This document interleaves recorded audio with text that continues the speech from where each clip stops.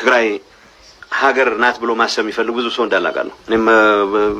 ሞቅ በሚለኝ ሰዓት እንደዛ አስባለሁ። ሶቢት እንኳዕ ሞቱ እናበለ ዝተሰውእ ተጋደልቲ ሰው እንዴት እንደዚህ ይዘቅጣል ለስልጣን ትግራይ ሀገር ንብል ዝነበርና ሞቅ ኢልና ሰኺርና ማለት ካባኻማ ዋላ ሞይቱ ክሓይሽ ይርግፀኛ በዓልና ዝመረፅካይ ሞቅ ዝበሎ ዝበለካ ጀነራል ታደሰ ወረደ ፕሬዚደንት ግዚያዊ ምሕዳር ትግራይ ኮይኑ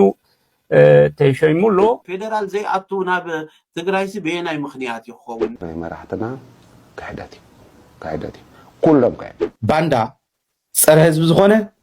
ኣብቱ ኣብ ቅድሚ ህዝባዊ ሰራዊት ክፀንሕ ይኽእል ደደቢት ሚድያ ተመሃር ለብም ዕበ ከይንብለካ ዓበይ ኸ ግን ውግእ ትመፅእ ከለ ወዲ ራያ ሕለፍ ተለበል ሕለፉ ጦርነት ክጅመር ወዲ ሓሸ በረኻ ተወፅድኻ ኣይወፅን ብለይ ጠንጠም ኩሉ ስቲ ኣይወፅን ለቲ ሓንቲ ንሕና ንገብራ ንኽእል ምስ ሳልሳይ ወግን ኮንካ ምውዳእ ኩናት ኣይደልን እየ እንትብል ተሎ ኣነ ይደልየልካ እየ ሞስኻ ትስሕና ሎሚ ኣብ ትግራይ ኩናት ንምግባር ሻዕብያ ፈታዊና ኢሉ እዚ ተደልዩ ኣፍተር ኦልቲ ዕላማ ነይሩ ማለት ፈፂሙ ንትግራይ ሓልዩ ከም ዘይኮነስ እንካ ብሓልዩ ኮ ጊፍቲ ይብወይ እራኹም እንዶ ካለካሳ ከም በጊዕ ተኣቱም መንጎ ወይ ኢትዮጵያን ኣነ ኣመንቲ ብትኾንኩም በቃ ገጽኩም ገሊዕኹም ተዛረቡ ሰላም ጥዕና ሃበለይ ከመይ ኣለኹም ከመይ ተቐንዩ ክቡራትን ፍትዋትን ተኸታተልቲ ሽደን ሪኣክት ስዋን እግዚአብሔር ይመስገን ኣነ በወገነይ እግዚአብሔር ይመስገን ሰላም ኣለኹ ንስኻትኩም ከምዚ ከማይ ከምትህሉ በዓል ሙሉእ ተስፋ እየ እሺ ኣብ ናይ ሎማዓንቲ ጉዳይ ብዙሓት ርእሰ ጉዳያት ኣልዒልና ክንትንትና ክነውግዕ ኢና ማለት እዩ ሓሳብና እውን ክንገልጽ ኢና እዞም ትሪኦም ዘለኹም ብዙሓት ቪድዮታት ኣካል ናዚ ናይ ሎማዓንቲ ቪድዮ ገይረ ሒዘ መፅእ ዘለኹ ማለት እዩ ሓደ ግዜ ድማ ከም በዓል መረሱ ኣባይ ዝኣመሰሉ ፍልጠትካን ትዕግስትካን ይሕጉሰና በርትዕ ዝሓወይ ኢሎም ላይክ ዝገበሩ ነመስግን ይቐኒየለይ ነግሻ ተስፋይ ሓፍተይ እውን ተን ሚድያታት ምፍቃድስ ስለምንታይ ተፈሪሑ ዝበልካዮን ዝገበርካዮን ደይኮናን ዝብላ እዚ ህዝቢ ጉድ ረኺቡ ኣሎ ኣብ መንጎ መፍትሒ ይፍጠረሉ እዚ ናይ ትግራይ ጉዳይ ፈፂሙ ዘይተጸበናዮ ኮይኑ እየ ዝብላና ዘለዋ ማለት እዩ ትብለና ሓፍተይ ነግሻ ጉዳይ ሚድያታት ትግራይ ብሱር ተባላሽ ይጸኒሑ ናይ ሚድያ ኣምር ናይ ሚድያ ፕሪንሲፕል ናይ ሚድያ ሕጊ ዝበሃል ኣይፍለጥን ነዊሕ እዋን ይገይሩ ማለት እዩ ሚድያታት ትግራይ ንዝኾነ ዝመርሐን ስርዓት ሓሽከር ምዃነን ዝኽእላ ማለት እዩ ጥራሕ ካብዚ ብፍላይ ከዓ ዲቨሎፕመንታል ጆርናሊዝም ገለ ዝበሃል ናይ ልምዓት ጋዜጠኝነት ተባሂሉ ዝዝረብ ማለት እዩ መብዛሕትኡ ግዜ ብዛዕባ ዒልዎ ብዛዕባ እኽሊ ብዛዕባ ገለ ጥራሕ ንዛረባ እምበር ንእሽትለይ ጉዳይ ትንክፈቢለን ንባዕሉ ክዛረባ ይከኣል ነፃ ዝኾነ ሚድያ ኣይኮነን ስለዚ ናይ ፕሬስ ነፃነት ኣሎ ተባሂሉ እንትውጋዕ እንተሎ ንሓሶት ምዃኑ ሰብ ክፈልጦ ክኽእል ኣለዎ ማለት እዩ በቲ ሓደ ወገን ነግሻየ ይቐኒየለይ ሳሌም ኣፍወርቂ ሽደን ሪኣክትስ ናምበር 1 ላይክ ኢላ ትነላ ብጣዕሚ ይቐኒየለይ ጣዕሚ መድሃኒውን ላይክ ጊርሊ የለው ብጣዕሚ ንኹላኹም ክብረት ይሃበለይ ቴንኪ እኽብለኩም ዝደለ ማለት እዩ Welcome to Shidden Reacts 1 እሞ ጉዳይ ጌታቸው ረዳስ ንኹሉ ሰብ ይገሪምዎ ዘሎ ብጣዕሚ ብዙሓት ዘገርሙ ፍጻመታት እውን ለምቀነቐኒዮም ኣለዉ እስኪ ንስማዕ ብስሩ እንታይ ዝበሃል ቀኒውን ክንዛረበሉ ምእንታን መዛረበውን ምእንታን ክኾነና ማለት እዩ ትግራይ ሀገር ናት ብሎ ማሰብ የሚፈልግ ብዙ ሰው እንዳላቃለሁ። እኔም ሞቅ በሚለኝ ሰዓት እንደዛ አስባለሁ። መመኘት ችግር የለውም መሆን ካለበት እታገላለሁ ትግራይ ሀገር እንዲሆን ችግር የለውም። አሁን ያለውን እውነታ መቀበል ደግሞ ጨዋነት ኣብቲ ጉዳይ እዚ ዝብለና ዘሎ ማለት እዩ እንድሕር ዳ ትግራይ ዓዲ ሃገር ያይሉ ዝሓስብ ሰበል ኮይኑ ኣነውን ከምኡ ሓሲበ ይፈልጥ እየ ብፍላይ ምዉቕ እንትብለኒ እንተሎ ከምዚ ኢሉ ምሕሳዊ ፀገም የብሉን እንድሕር ዳ ክትከውን ይግባእ ኮይኑ ኣነውን ክቃለስ እየ ግን ትሕጂ ዘሎ ኩነታት ምርዳእ ድማ ጨዋኢ ዘብለካ ይብለና ኣሎ ካብዚ ገርመኩም ኣነ ብጣዕሚ ብዙሓት ነገራት ኢኻ ትርኢ ክሳብ ክንድዚ ይወርድ ኢሉ ኤክስፔክት ዝገበረ ኣፍተር ኦል የለን ግን ዝወረደ ተሓሳስባ ከምፅ እዩ ወይ ከዓ ንእሽተ ለይሲ ኣብዚ ኮነ ቦታ ከይዱ ብስምዒት ተደፋፊኡ ዝኾነ ነገር ገብር ዝብል ወይ ከዓ ከም ድሌቱ ክዛረብ ዝብል ኣነ ኣራዳዳ ፈፂሙ ነይርና ይፈልጥ ናብዚ ሰብኣይ እዚ ማለት እዩ ኣብቲ ናይ ትማሊ ግን ዳርጋ ሙሉእ ዋላ ተቆጢዑ ክኸውን ይኽእል ኣናዲዶም ክኾኑ ይኽእሉ ከምዚ ክዝረቡ ዘይክእል ነገራት ተዛሪቡ ብኻሊእ ባህላ እቶም ንምስረታ ሃገረ ትግራይ እዮም ዝሞቱ ዘለዉ ሶቢት እንኳዕ ሞቱ እናበለ ዝተሰውእ ተጋደልቲ ማለት ምዉቕ እንትብሎም እዮም ዝዛረቡ ናብ ዝብል ይቀይርዎ ማለት እዩ ሓፈርና ወተሰከፍና ዝበሃል ማለት ከምዚ ዝበለ ውርደት ባዕለትኩም ኣይብፃሕ ዝበሃል ሕጂ እዩ ክበፅሕ ነይርዎ ባይዘወይ ከቢድ ሕጂ ክዝረብ ነይርዎ ብጣዕሚ ሸምፉል ዝኾነ ዘረባ እዩ ዋላ ንምዝራብ ማለት እዩ ሓደ ግዜ በላይና ያኽብላ ፃሕሊ ዓጥና ይኽእል እዩ ተባሂልካ እውን እኮ ዓቐነ ገደብ ክህልወካ ይግባእ ማለት ይኽእል እዩ ፖለቲካ ምዝራብ ይኽእል እዩ ምሁር እዩ ምውሳን ይኽእል እዩ ብዙሓት ነገራት ይኽእል እዩ ግን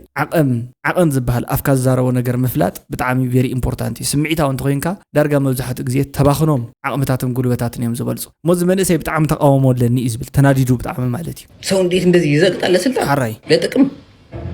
አብይን ካንተ በላይ ሲቀጠቅጠው የነበረ ሰው ብልጽግናን ካንተ በላይ ሲቀጠቅጠው የነበረ ሰው አለ እንዴ ሞቅ ብሎኝ ትግራይ ሀገር ናት ብያለሁ። ቅብርጥሴ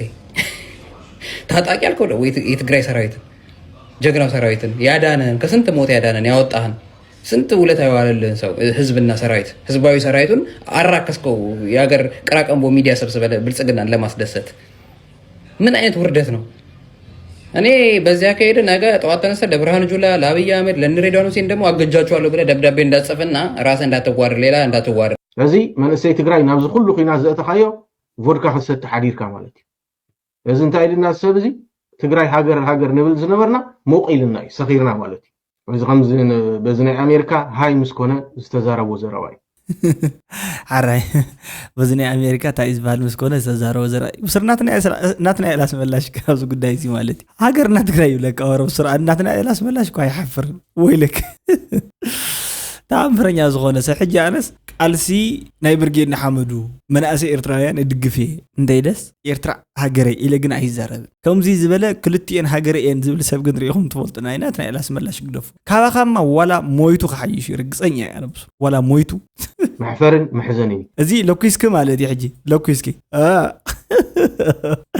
እስኪ ወደወረ ንኸታይ በለ ኣብዚ ጉዳይ እዚ እንታይ ዓይነት ርእይቶ ይህቡ ዘሎ ማለት እዩ ክንሰምዕ ኢና ማለት እዩ ነዚ ጉዳይ እዚ ጥቡቕ መልሲ እዩ ተዋሂብዎ ዘሎ ኣቋራጭ ሽም እዚ መፀውዒ እዚ እቲ ሰራዊትና ዝበሃል እንዲ ኦኬ ኣብ ሕጋዊ መሰረት ኩሉ ኣሎ ፓርላማ ትግራይ ከፅድቆ ዘለዎ ክኸውን እዩ በዓልና ዝመረፅካዮ ሞቕ ዝበሎ ዝበለካ ወሪስካ ይትኸይድን ስለዚ ብካሊእ ባህላ ሞቕ ዝበለካ ነገርስ ሲኢካ እናመረፅካ ሳይትኸድን ኢኻ እዩ ዝብለና ዘሎ ማለት እዩ ብዝኾነ ግን ብስሩ እቲ ሰራዊት ንክኽበር ናብ ጠላዕ ምእንታን ከይኣቱ ማለት እቲ ሰራዊት እሲ እንተኽቢሩ ከም ዝኽበር ክፈልጥ ምግባር ናይ መን ስራሕ ሓላፍነት እዩ ናይ ባዕሉ ናይቲ ሰራዊት ናይቶም መራሕቲ እውን ማለት እዩ ማለት ክብሩ ክፈልጥ ንሓደን ሰራዊት ከንዕቆ ዝኽእል ተግባር ግዝያዊ ምሕዳር ሸሞ ዶ ገለዶ ሸሞ ዝበሃል ፖለቲካዊ ግጭታት እሞ ኣብ ውልቀ ሰባት ነዚኣቶም ልክዕ ከም ናይ ገጠር ሽማግለ ወይ ከም ናይ ሃገር ሽማግለ ከይዱ ከም መሓደር ኣይኮነን ስልጣን ተዋሂብዎ ዘሎ ማለት ሓላፍነት ተዋሂቡ በርድስ ኣይቪው ብጠቕላላ ናይ ተዓዲ ዘሎ ኩነታት ፀጥታ ኣብ ሓደጋ እንድሕር ዳ ወሪዱ እምበር ማህተም መንጠልኩ ገለ እንዳበለ ሕጂ እውን እንተወሪዱ ናይቲ ክብሪ ሰራዊት ባዕሉ እዩ ዝወርድ ባዕሉ ማለት እዩ ምክንያቱ ናብ ደርበ ኩልካ ደርበኻለይ ናብ ዝበሃል ነገር ናብ ኣደይ ናብ ኣቦይ እምኒ ክጅምር ምድር ባዩ ኣይተረፍን እዚ ድማ ዝመፅእ ኮምፓቲብል ዘይኮነ ድሌታት ኣሎ ማለት እዩ ኣፍተር ኦል ውድብ ሕወሓትን ግዝያዊ ምምሕዳር ትግራይን ዝበሃሉ ነበሩ ዝተባእሱ ባዕላቶም እዮም ሓይሊ ምክልኻል ኣብኣቶም የለን ንክልቲኦም ሓቂፉ ዘውፀ ንክልቲኦም ዘድሓነ ወይ ከዓ ክልቲኦም ክፍጠሩ ተለዉ ዝተቃለሰ ህዝቢ ዳ እምበር ነዚኦም ናብ ስልጣን ንክህብ ኣይኮነን ተቃሊሱ ሕጂ ንሳቶም ግን ከም መጠቀሚ ገይሮም እዮም ዘኽስርዎ ዘለዉ ሓደ ምስሩ ውርደተኛ ዝገብርዎ ዘለዉ ነቲ ቃልሲ እውን ንባዕሉ ንክናዓቅ ዝገብርዎ ዘለዉ እዞም ከምዚ ዓይነት ዝበሉ ተግባራት እዮም ስለዚ ፀፍጨልጥ ኢልካ ንምዝራብ ዝኣክል ዘሕተተካ ስራሕ ከም ሓይሊ ምክልኻል እውን ኣባል ዝኾነ ዋላ መራሒ ዝኾነ ክሰርሕ የብሉን እዚ ስሕተት እዩ ፍጹም ነውሩ እውን እዩ ማለት ቡራ ተኸታተልቲ ሳተላይት ቴሌቪዥን ኣስትና ከመይ ተምሲኡ ሳተላይት ቴሌቪዥን ከምኡ ድማ ኣብ ማሕበራዊ መራኸቢታት ትከታተሉና ዘለኹም ከምዚ ትሪእዎ ዘለኹም ኣዝዩ ኣገዳሲ እዋናዊ ዜና ንህዝቢ ትግራይ እውን ብስራት ዝኾነ ዜና ንህለ ከምዚ ትሪእዎ ዘለኹም ጀነራል ታደሰ ወረደ ፕሬዚደንት ግዝያዊ ምሕዳር ትግራይ ኮይኑ ተሸይሙሎ ምንጭታት ከም ዝሓብሩና ምናልባት ፅባሕ ብወግዒ ይግለጽ ይኸውን ፌደራል ዘይኣቱ ናብ ትግራይሲ ብየናይ ምክንያት ይኸውን እንድሕር ዳ እቲ ፕሬዚደንት ዝበሃል ሰብ ከምዚ ገይሩ ፃውዒት ገይሩ ስለዚ እቲ ክሕሰብ ዘለዎ ባዕልኻ ኣብ ቤትሮ ተሰርሐ ገዛ ኮንካ እምኒ ትደርብን ኢኻ ምክንያቱ በታ ድሰበርካያ እምኒ ክትመፀካ እዛ ነቃዕ እዚኣ ትፈጥሩዋ ዘለኹም እዛ ንሰብ ፀሊእኩም ውልቀ ሰባት ፀሊእኩም ትኸድዋ ዘለኹም ኣካይዳ ሳዕቤና ከቢድ ምዃኑ ምስ ኢሳያስ ምፅጋዕ ሳዕቤኑ ከቢድ ምዃኑ ዲፕሎማሲያዊ ክሳራታት ከስዕብ ምዃኑ ነዚ ንኸተሕዊ ድሮ ትጅምር ኣለኹም ብኣማኒኤል ኣሰፋ ዝወሃብ ዘሎ ነገር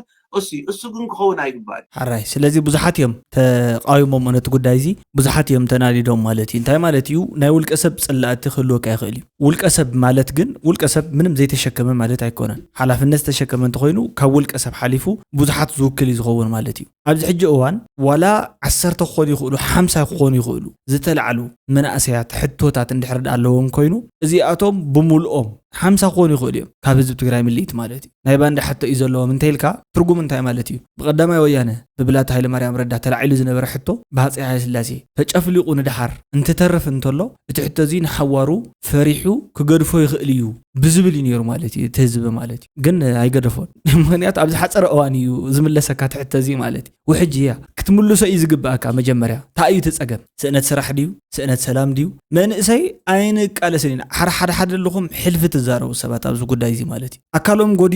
ጎዲሎም ቶም መናእሰይሲ ንሕናስ ኣካሎም ጎዲሎም ንዓረረይ ተፈጠርና ኢሎም ደሪፎምስ ኣንታ ወዲ ዛባንዳ ሲሪየስሊ ንስኻ በይን የርቂኻ ንስኻ ንባዕልኻ ጎያይ ሃዳሚ ኮይንካ ፀኒሕካስ ከምዚ ከማይ ተሓቢእኻ ወይ ዝኾነ ዓዲ ኮይንካ እንድሕር ዕቁለለኻ ኮይንካ ንግዚኡ ማለት እዩ وحسنا للنيل كاتزارو وزربان نسخاي تقالس كان كو تقالس يدرفالو زاسي نسخا خوينات ايدلني انت بلتلو انا يدليل كاي مسخات سحنا صنيحات رخوا مالتي تا غداي تمنسي تبعلو تزطعما سب نو ايتواصانني يبلكال ايتواصانني تعيمه اي تقاميت ايكونتن امبورطانت ايكونت صوري حق لكم وزي 100% يولالو انتهي مرقم كم زعتورنا يفلتن ابالاشمو زبالاشمو زلو دما زي يحشنا يكون السلطان مانم زدل يشقط ግን ህዝቢ ካብ محساب ይኮን መራሕትና ካሕዳቲ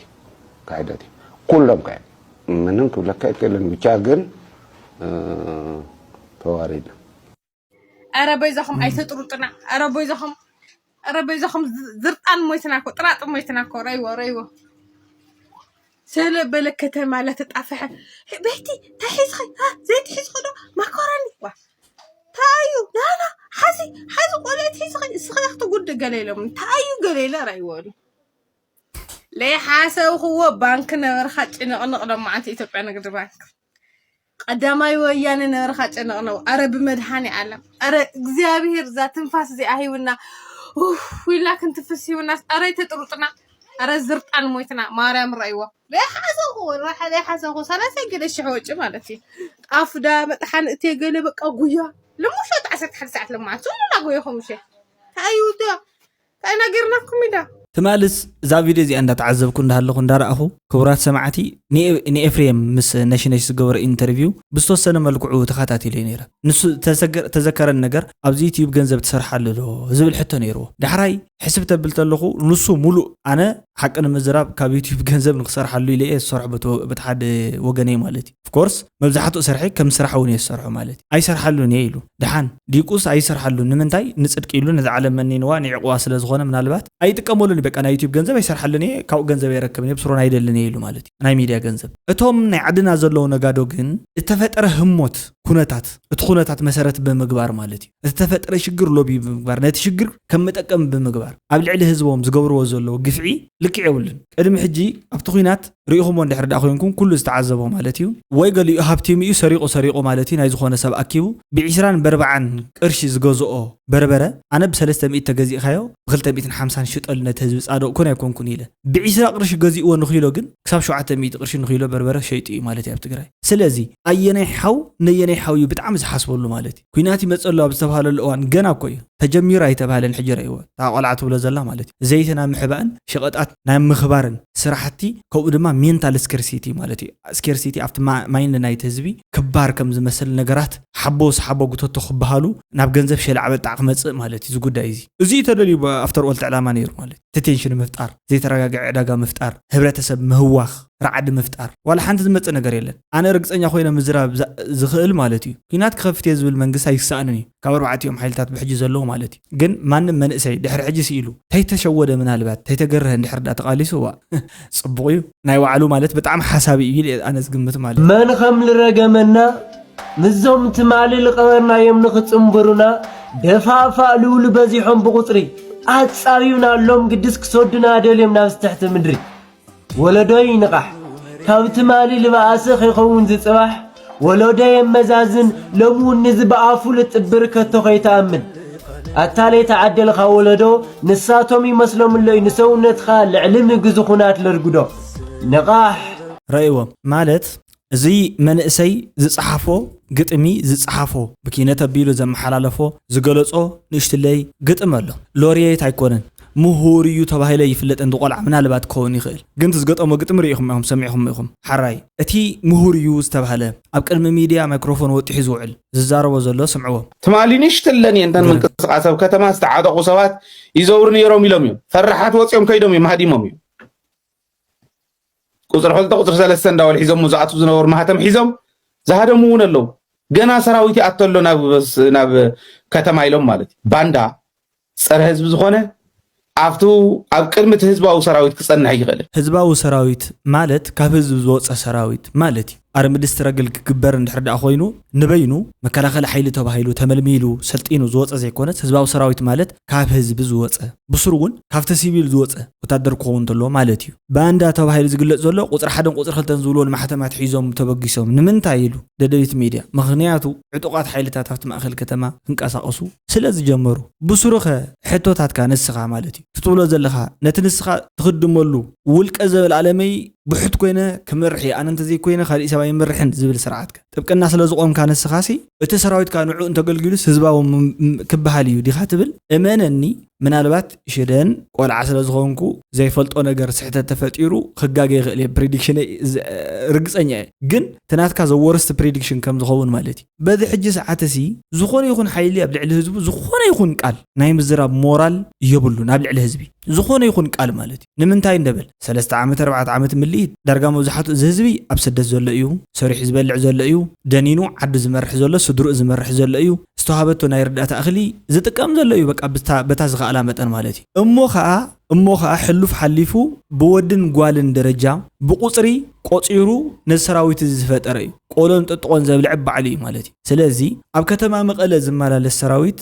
حزب مقالن حزب درتان عيناتين يلون دحر كوينو زي خالي عيشنتي مالتي خاليون أبشرونكم بتماساس على برايونكم سلازي زي كون حتى عيتفتم تقرا لايك مصيو خمس غير نباندا خو صي غلغليلكا بوليتيكا مهدارات صيبكا نسخان تدليو ولق علامه مالتيو وي كان تموللو تلفزيون سريحها نسخا زولكايو حقي كالو زول وحاسوت غيركا مقرام مالت سحتتي بمسارته سحتتي مالت نا ميديا برينسيبلون ايكونا سبجكتيف كتكوني يبلكان اوبجكتيف تكوني زلكا ددبيت ميديا تمهر لبم عبا خينو لك عبا خاغن مچنق زغونه غزي اسكي تسفيره يا خن سمعين لو مخدا بالك وجت متتل ودرايا حلف تلبل حلفو ودرايا حلف قلم وقم استوده ودرايا خد ناوي يمن وصا ناوي يمن وصا خد زوربن كل وصا انت عشا كل وصا من يعشا باهلاويان يخم باهلاويان جنرالات بزمد استوهاوكا جنرال النت سلازي بخالي بهالا زين عيندت زربا ايو مالتيو نجنرالات مصراف اخل عقم من بقعتن اكو انت زي حالو نمنقاف نمغمغا من عدل سلازتوهابكا ግን تصرف مسلالك ማለት አይኮነን ግን ከም ህዝብ ዘሎ ንሕና ተወጽዒና ኢና ደቅራያሲ ተወጽዒና ኢና ማለት ኣብ ግዜ ኮይናት እንበር ኣብ ግዜ ሰላም ሳይት ዝክሩናን ይኹም ይዝብል እስኪ ደቅራያ ርእይቶኹም ግደፊኡኹም ማለት ከም ተስፋይራያ ዝበለ ዲ ዘሎ ርእይቶኹምስ ከም ካሊ ጠቅላላ እስኪ ሓሳብኩም ግለጹ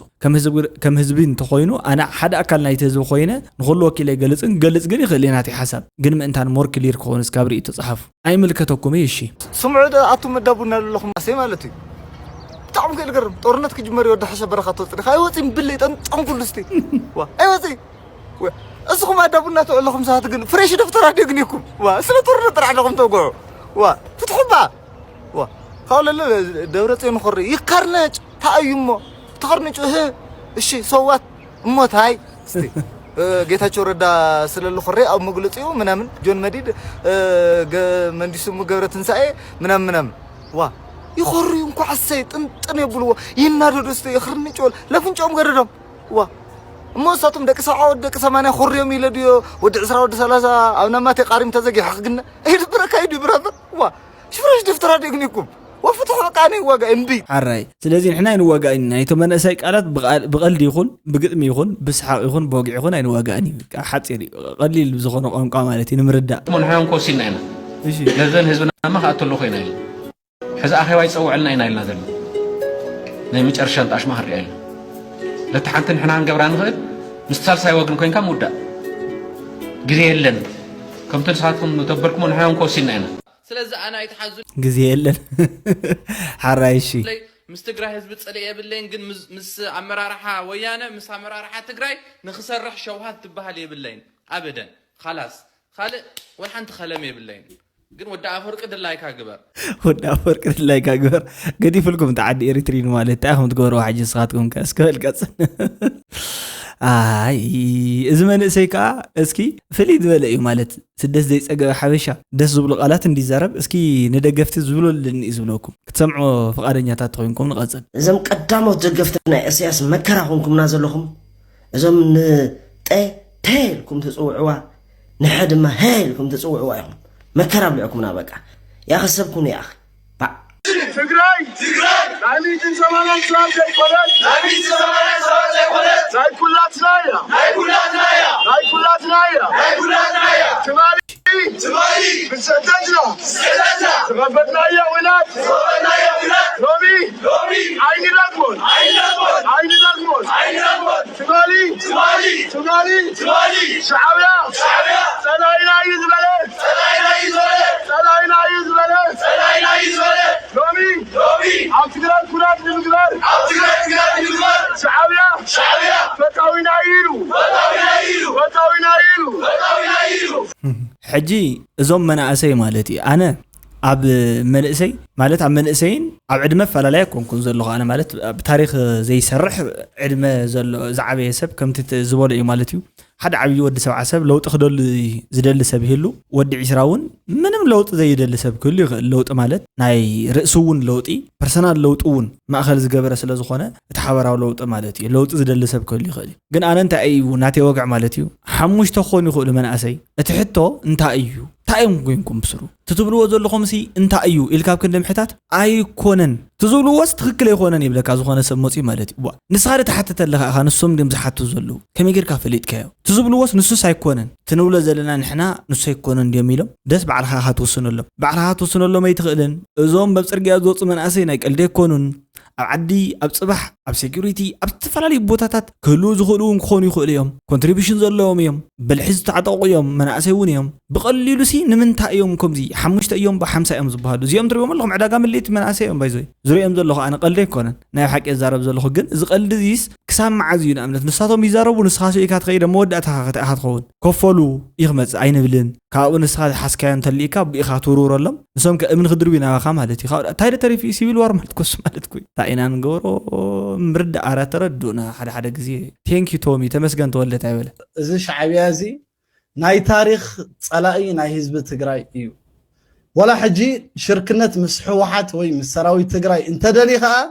ንትግራይ ንኽጥቀመላ ወይ ነቲ ሰራዊት ትግራይ ንኽጥቀመሉ ዳእምበር ፈፂሙ ንትግራይ ሓልዩ ከም ዘይኮነስ እዚ ኸዝኻ ክረደልን ንመንስያት ትግራይ ማለት እዩ እዚ ኩናት እዚ እውን ፈፂሙ ንትግራይ ዘድልያ እውን ኣይኮነን ትግራይ ሎሚ ኣብ ጎኒ ብልፅግና ኮይና ኣብ ጎኒ ሻዕብያ ኮይና ተካይዶ ኩናት ወላ ሓንቲ ንመንሰይ ትግራይ ወይ ንትግራይ ዘርብሕ ስለ ዘይኮነ ዝኾነ መንሰይ ትግራይ ካብ ዘሎ ኩነታት ኣነ ሂወት ከውፅእ ወይ ከዓ ነብሱ ከድሕነ ዝደሊ ኤግዛክትሊ ንሳይ ቀታ ምኽሪ ብስሩ ኣነ እዚኣ ዝመክር ቅድሚ 3 ዓመት እዚ ጉዳያት እዚ እንትፍፀም እንተሎ ኩሉ ነገር እንትፍጠር እንተሎ ብዓይንና ጠጠው ኢልና ንሪኦ ነበርና እዩ ምናልባት መዋፅእ ድኾን ዘይብሉ ይኸውን ንእሽትለይ ኢልናስ ሓሲብና ነርና እወ መዋፅእ የብሉን ዝሓሰበ ሰብ ድማ ማለት እዩ ልክዕ ዓይንኻ እንዳረእኻ ዋላ ናብ ሓዊ ይኹን ተጠጢቑ ወዲ ሓረስታይ እውን ወዲ ገጠር ወዲ ከተማ እንተይበለ ካብ ጫፍ ናብ ጫፍ ኩሉ ተቃሊሱ ኣበርኪቱ እጃሞ ማለት እዩ ብድሕሪ ግን ነቲ ሰላም ምሰምፅኦ ኣወ ኣይኮነን ነይሩ ትሽግር ፖለቲካዊ ዘተ ኣብ ክንዲ ምክያድ እዩ ትፀገም ተፈጢሩ ዝብል በቃ ዘይኮነ እንድሓር ዝመልስ ካልእ ወግዕ እንዲ ተፈጢሩ ሓቀይ ምክንያቱ ታሪክ ንሱ ስለ ዝነበረ ሓቂ ማለት እዩ ባእሰና ፖለቲካዊ እዩ ነይሩ ብዘተ እዩ ዝፍታሕ ኢሎም ሕጂ ከዓ ብዘተ ካፍታሕ ከይድ በቃ ናብ ካልእ ኣይትምፃእ ብስሩ ጀነራል ኩን መራሒ የበል ገለ የበል ብውልቀ ሕጂ ብውልቀ እንደ ዛረብ ዘለኹ ትዛተዮ ዝግባእካ ድዩ ከይድ በቃ ተዛተ ኣበይ ኢኽ ዛተ ኣብ ደስ ዝብለካ ቦታ ከይድካ ተዛተ ግን ዋላ 40 ዓመት ይወዳእልካ ብዘተ ንምንታይ ብዘተ ብዙሕ ግዜ እዩ ዝወስድ ብኩናት ከቕልሎ እየ ነየበራ ይቕለል ምክንያቱ እዚ ዋና ከይዱ መፍትሒ እዩ ስቲል ዘተ እዩ እዚ ኩናት አንፀላልዩ ዶብ ዓሰብ ዝበሃል ዘሎ ዋ ኣብ ካርታ ገይሩ ጊፍቲ ክበኩር ኢና ኢሳያስ ንኣብይ ኣሕመድ እንካ ብሓሊሉ እኮ ጊፍቲ ሂቡ ወይ ኣራኹም እንዲኹ ታለካ ንስኻ ከም በጊዕ ተኣቱ መንጎ ታለካ ኢኻ ተኣቱ መንጎ ሂብዎ ኮይ ዓሰብ ኢና ንማቐሎ ተባሂሉ ኮይ እንታይ ውዕሎም ንፈልጥ ንሕና ባዕልና ምስ ህዝብና ኣብ ውዳቤና ዝገበርና ውዑል ኣለና ንዑ ናይ ምፍፃም ሓላፍነት ንዑ ናይ ምፍፃም ተልእኮ እዩ ዘለና ስለዚ ሕጂ ንሕና ሓደ ዝኾነ ሰባብ ስምዒት ኣይቱ ኤግዛክትሊ ኣብ ስምዒት እዩ ነቶ እሺ ማሓረኸት ኣይበለ ናይ ባሕሪ ጉዳይ ስንዓና ገደፉ ባሕሪ ዘይቱ ኣነ እንታይ ፈጦሪ ዓሳ በልዕን ብኸብድኹም ኣይትምዘልዎ በጃኻቱ ንኸብድኹም እንዳትበልዑ ዶ ኣለኹም ናብ ስደት በቃ ስቕበሉ ፖለቲካ ይትዛረቡ أنا إيرترا ذكر زلخو ترجعنا عسان خبلنا عيكون عسان عسودا استمرار تناي خلت ميتا هاجرات زخون عساسي ببعينه تلو بزعدي عسا بلعنا له عسات ولا تريلا تسدد كذا بلا عسا خبزي يدفنا هنا قلنا برك هذا الناس نايم تقام قال عاد تشفنوا له برك عاد تشفنوا له بقى تلو خطات لكم وإثيوبيا أنا أمنتوا بتخونكم بقى جلسكم قال لكم هزارب بزعبا إيرترا هزب إيرترا تقالس تخون كاغن برك بزعبا مريتان بحران تردي خاني نخ زبل مرقص خدحز كتكلالك بيرد هوديا ኤርትራ ትግራይ ኮይና ይፈልጥኒ ኤርትራ ወቃ ትግራይ ኮይና ይፈልጥኒ ኤርትራ ትግራይ ኮይና ይፈልጥኒ ኤርትራ ወቃ ትግራይ